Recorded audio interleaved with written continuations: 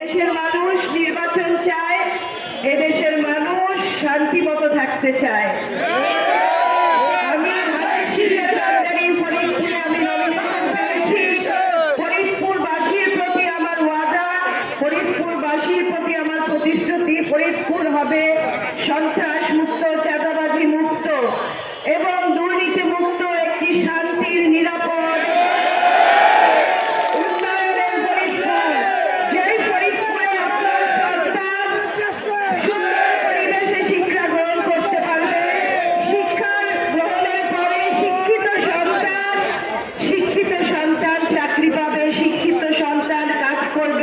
পরিবারের সচ্ছলতা ফিরে আসবে।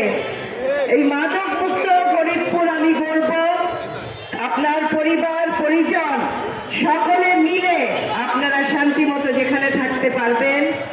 আমাদের দল পরিকল্পনা নিয়েছে এদেশের মানুষের শান্তির, নিরাপত্তার এবং উন্নয়নের, যেখানে বৈষম্যহীন একটি সমাজ, বৈষম্যহীন একটি দেশ আমরা গড়ে তুলব। আমরা মেগা প্রজেক্ট করে মেগা দুর্নীতির কোনো সুযোগ দেওয়া হবে না আমাদের দলের থেকে।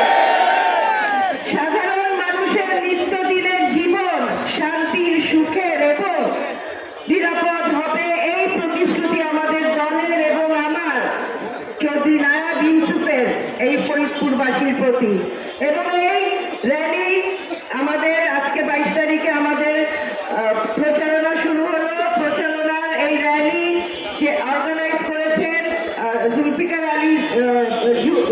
হোসেন জুয়েল ভাই, আমাদের বিএনপির জেলা বিএনপির যুগ্ম আহ্বায়ক জুয়েল ভাই এখানে উপস্থিত আছেন, জেলা বিএনপির সিনিয়র যুগ্ম আহ্বায়ক পলাশ ভাই এবং আমাদের বিএনপির নেতৃবৃন্দ সকলকে আমি ধন্যবাদ জানাই এই র্যালিতে যোগদান করার জন্য। ইনশাআল্লাহ আমরা একটি সুন্দর গণতান্ত্রিক একটি দেশ করার প্রয়াসে 12 তারিখে আমরা ধানের শীষে ভোট দিব, এই আশা ব্যক্ত করে আমি শেষ করছি। ধন্যবাদ। আসসালামু আলাইকুম।